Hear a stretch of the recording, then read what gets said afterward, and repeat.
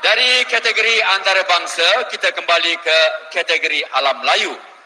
Pemidato ke-8 dan terakhir bagi pertandingan akhir PABM 2014. Jejaka pujaan dari Bandung, Indonesia, Selamat Nur Anom. Mengambil jurusan Ilmu Pendidikan Agama Islam di Universitas Pendidikan Indonesia Bandung. Di Bandung, suaranya lantang berkumandang melaungkan azan. Di Malaysia hari ini, kita sama-sama menghayati pidatonya bertajuk Pendidikan Berkualiti, Insan Berintegriti. Anom.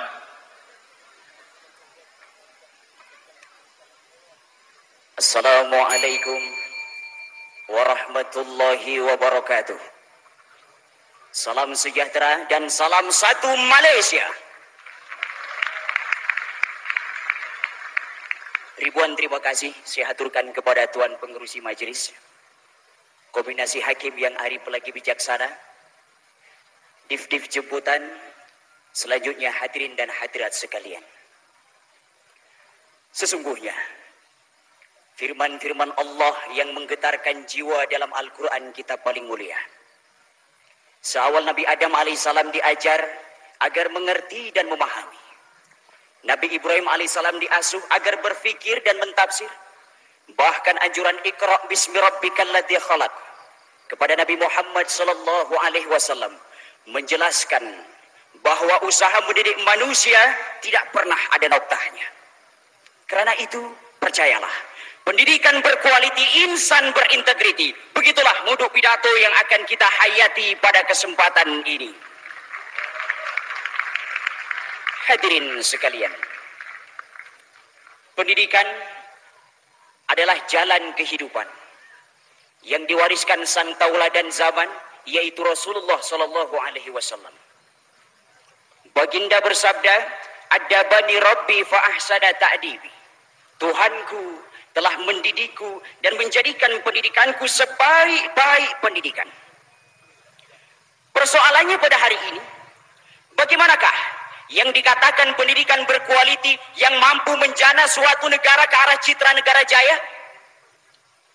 Maka dengarkanlah, hayatilah cetusan minda kurniaan Allah. Hujah pertama, sekolah cemerlang, pendidikan gemilang. Menerusi pelan induk pembangunan pendidikan, institusi sekolah sentiasa ditambah baikan, sekolah kebangsaan diperkasakan, jurang pendidikan dirapatkan, sekolah wawasan diwujudkan, semuanya untuk menyemai budaya kecemerlangan dan semangat perpaduan ke arah satu Malaysia yang digagaskan. Dimenangi oleh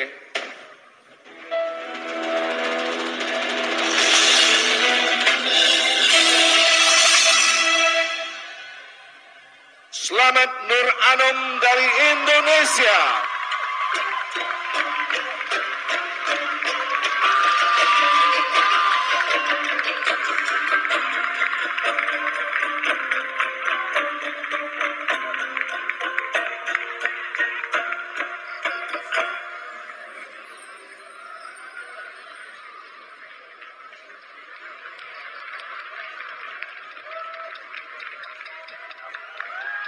Dan yang diucapkan kepada selamat Nur Anom, semoga selamat terus ya. Ntar nanti uangnya bagi-bagi dong ya.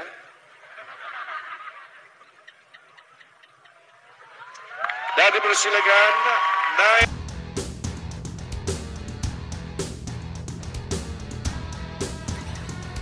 Halo teman-teman semuanya, Assalamualaikum warahmatullahi wabarakatuh. Salam sejahtera untuk kita semuanya.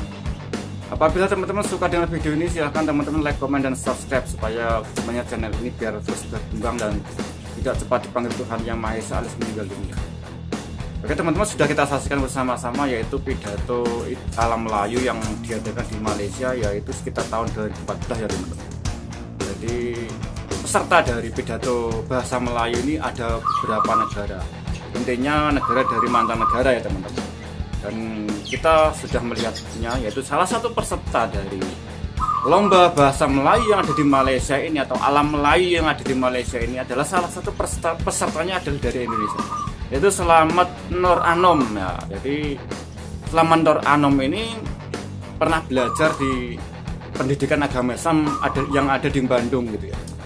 Jadi jelas sekali Slamet Nur Anom ini tidak pernah belajar bahasa Melayu, apalagi Melayu Malaysia. Jadi kenapa dia bisa ikut lomba pidato bahasa Melayu yang ada di Malaysia? Ini tentunya sengaja dibuat oleh pemerintah Malaysia atau dari Kementerian Pendidikan dan Kebudayaan ya teman-teman, untuk ya melestarikan bahasa Melayu ya teman-teman. Walaupun mereka para akademisi bahasa itu tidak pernah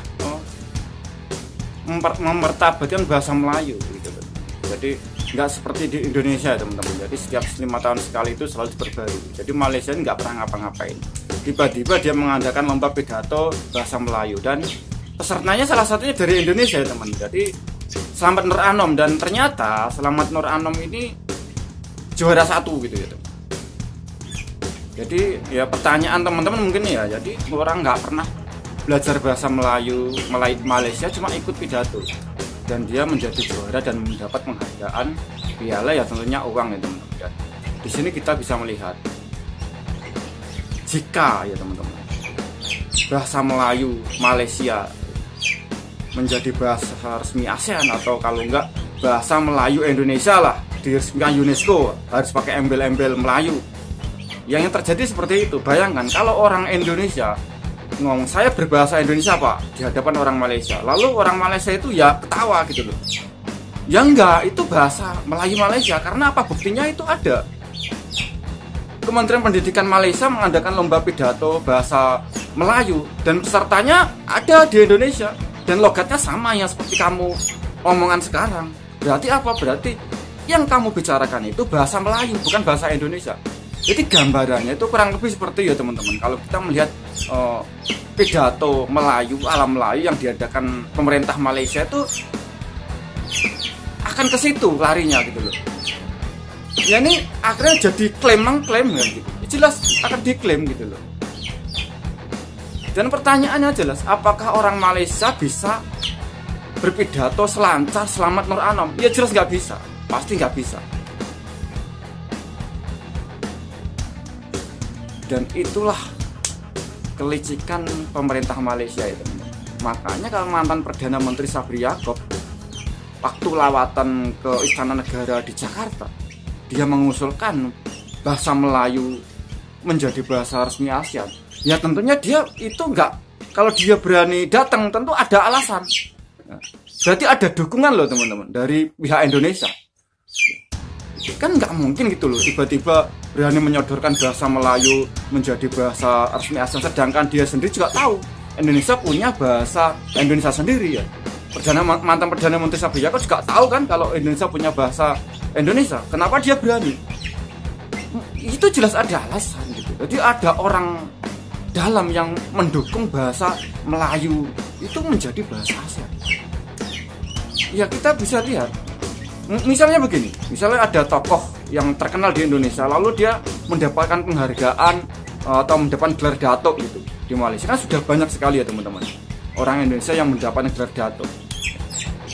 Oh, Malaysia ini ngasih gelar dato itu nggak gratisan gitu, ada udang di balik bakwan. Jadi dia mempunyai agenda tersendiri gitu.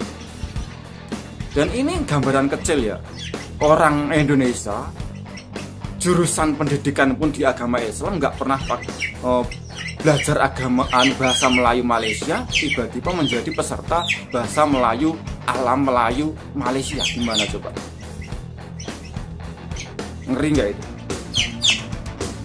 Oke teman-teman, cukup sekian video dari saya. Apabila ada kesalahan mohon maaf yang sebesar-besarnya. Wassalamualaikum warahmatullahi wabarakatuh. Salam NKRI.